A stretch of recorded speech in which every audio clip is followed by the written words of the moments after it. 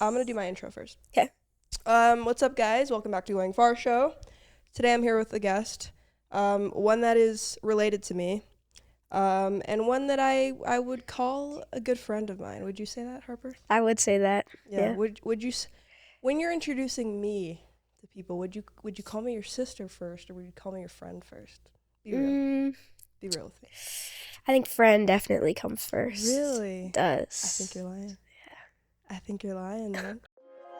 Yeah, you can do anything you set your mind to. Sometimes the right path is not the easiest one. You're gonna go far.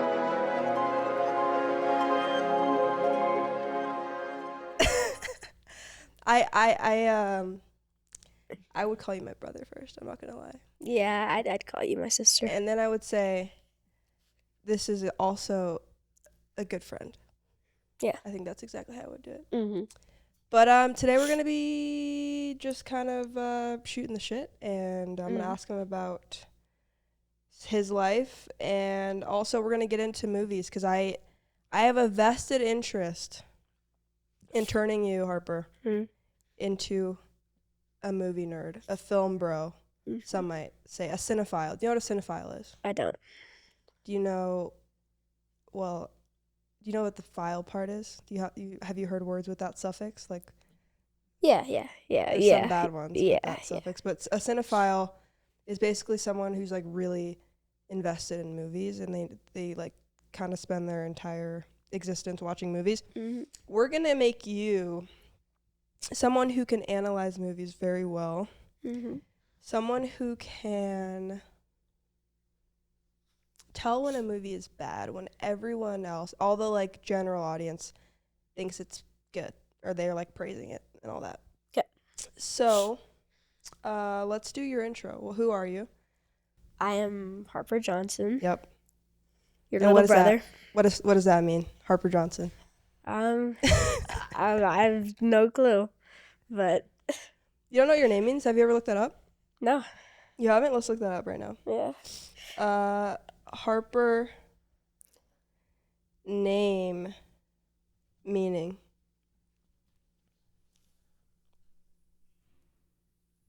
Your name is English, Mm.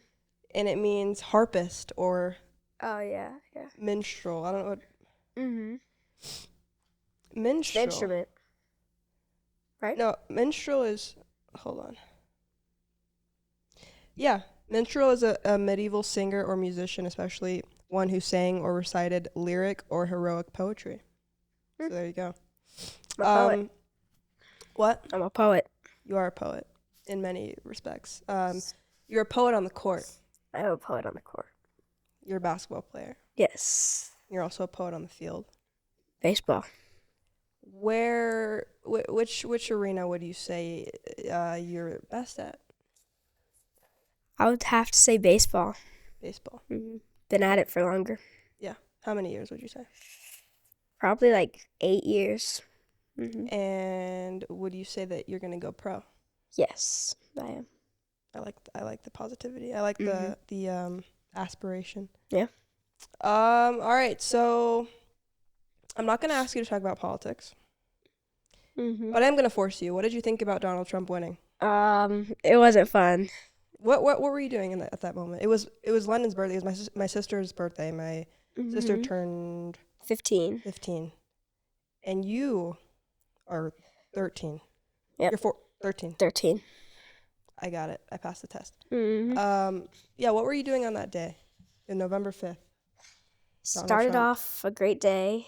Yeah. Um, Were you nervous at all? Did you how invested are you in do you care, or is it more like, oh, this happened, let me talk to some friends about it, whatever? I think I was more invested this year than Yeah. ever before.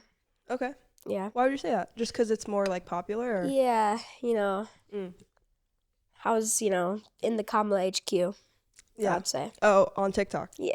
Oh my God, they were all I was over in TikTok.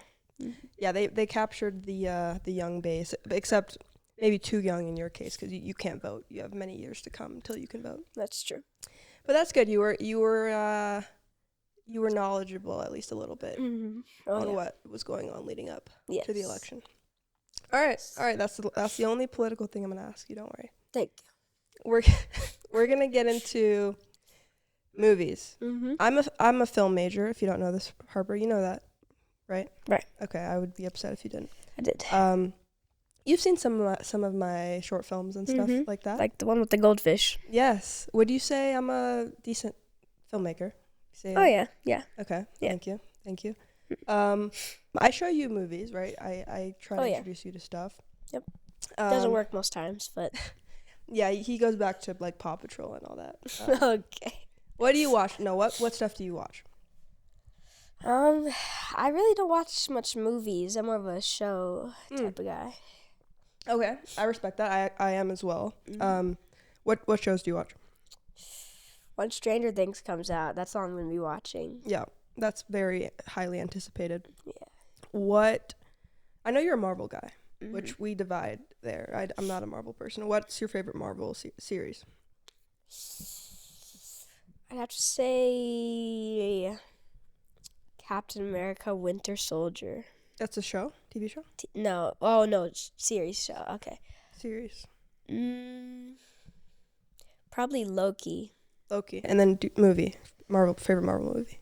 Captain America Winter It's Captain Soldier. America? Okay. Yeah. All right. So, I want to talk to you about the components that make up a movie. Because we just saw a movie yesterday, right? We did. What movie did we see? We saw Mufasa. Mufasa. Mm-hmm. And after the movie, everyone was like praising it, right? We were.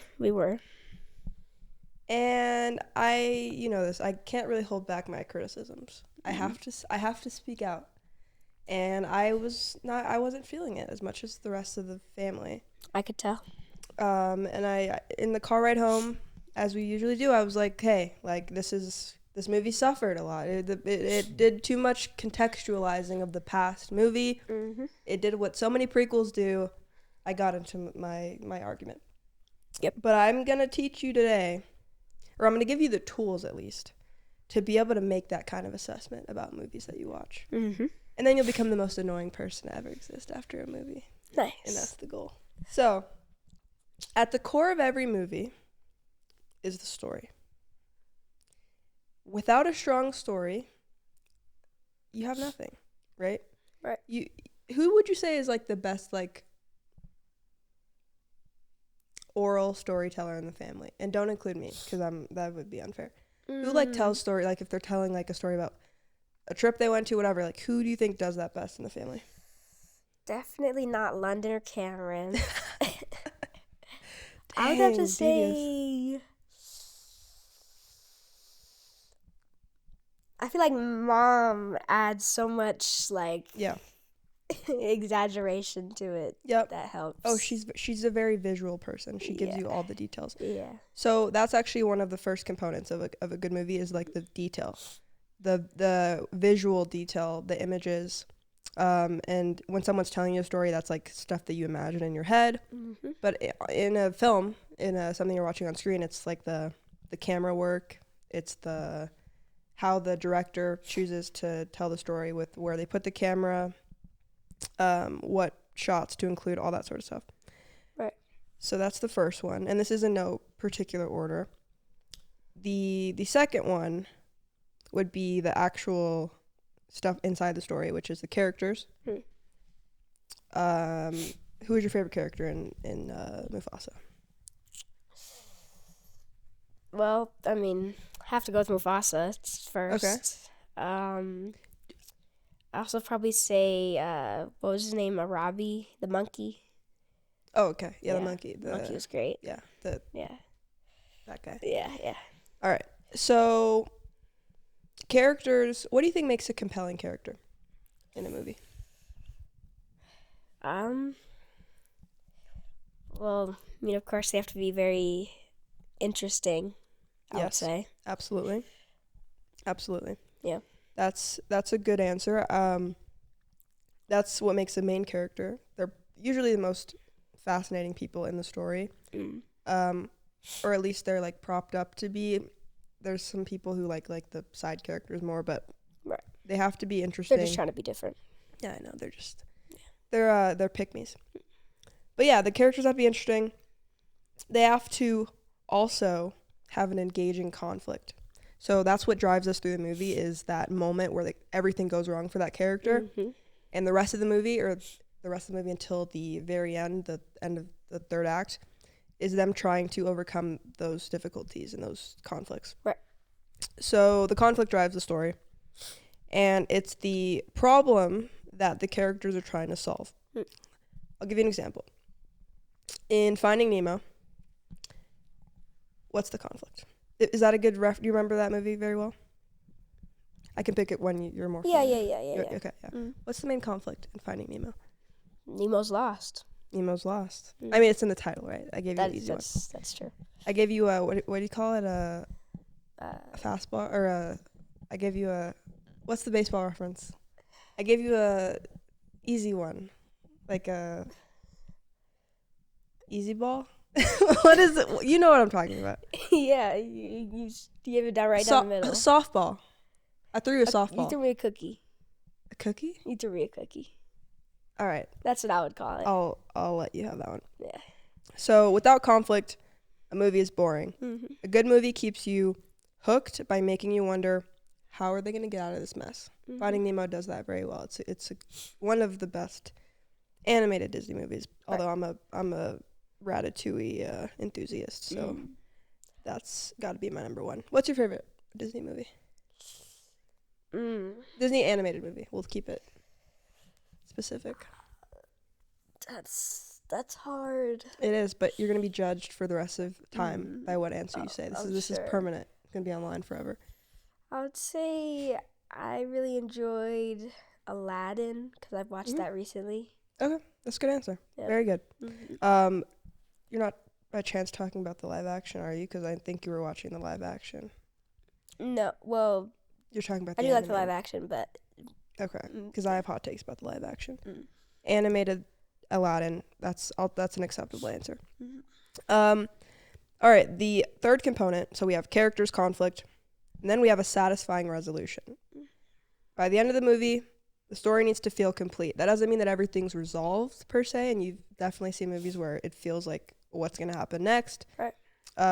It just means that it wraps up the conflicts in a way that feels earned.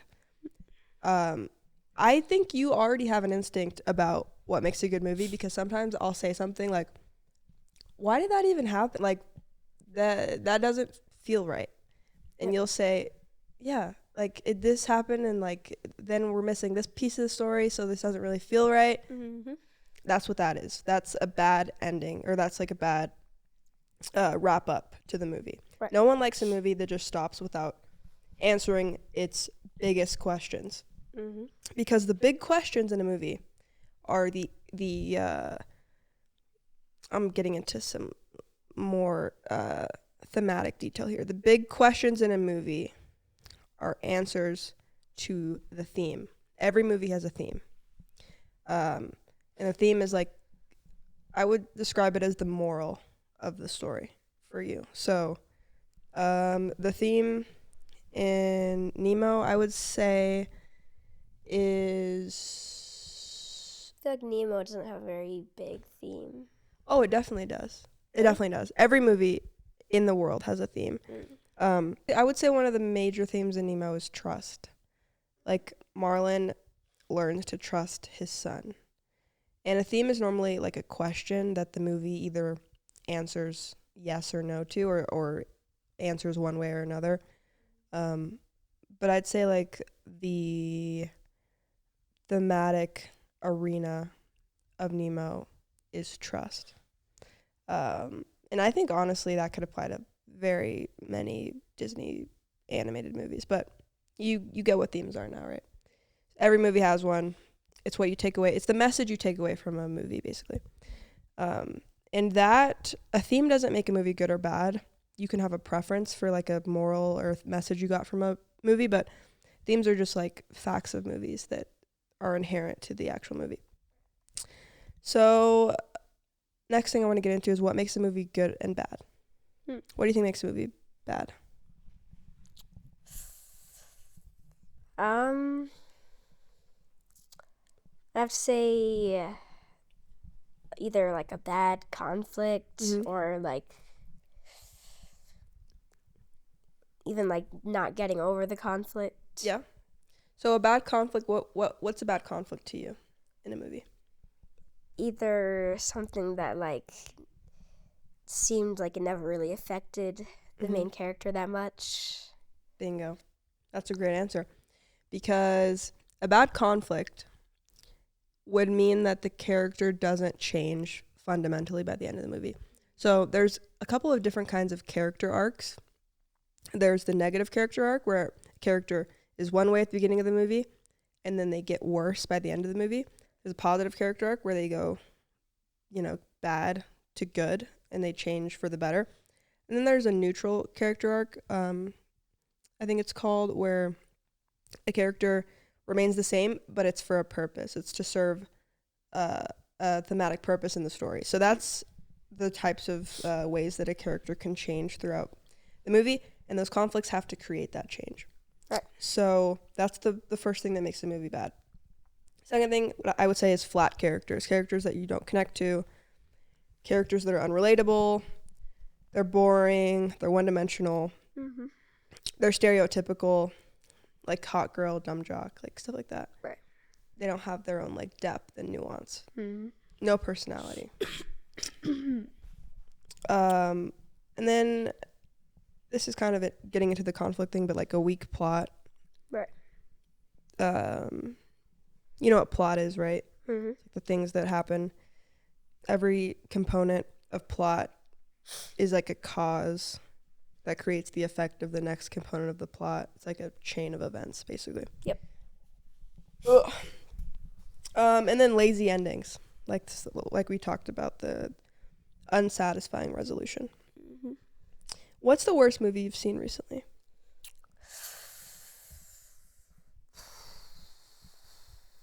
I haven't seen a ton of movies recently, but We gotta fix that. We I'm do. not doing my job well enough. Gotta get you on film bro status. yeah. That's barely really have an answer for that. Well, hopefully the tools I give you today will teach you how to identify bad movies. Yeah. Because I think you've seen a lot of bad movies recently. But maybe you enjoyed them for more unsubstantial reasons. Mm-hmm. Another thing that makes a movie good is the emotional impact that it has on you. Mm-hmm. And it's not necessarily for the emotional impact itself, because everyone has a different, they have a different feeling about a movie after, based on like their own emotional makeup. But it's more about the fact that it impacts you means that it did those other components well. It did the character stuff well, it did the plot stuff well, Mm-hmm. did all that stuff well. So if it resonates with you, it sticks with you, it's a good movie. There's objective things that make a good movie, like by like a standard definition, if certain things are in place, it's a good movie. But then there's things that like make a movie good to you personally, like it'll be Right. on your top 4 list of movies, and that could be for more like personal reasons. And then there's like acting. I didn't talk about acting. That's true. You know what bad acting looks like. You've seen Oh, bad yeah. acting. I've seen lots of bad acting. Yeah. It goes without saying that makes a movie bad. And that's not just the fault of the actor, but the fault of the director, who's actually like telling the actor how to achieve the best performance. Mm-hmm. So yeah, if the actors don't believe their roles, neither will you. That's kind of how it goes. That's kind of it. That's great. Yeah. I could never be a professor. I just realized now. I'm already tired. Who knows though? If I need money. Yeah.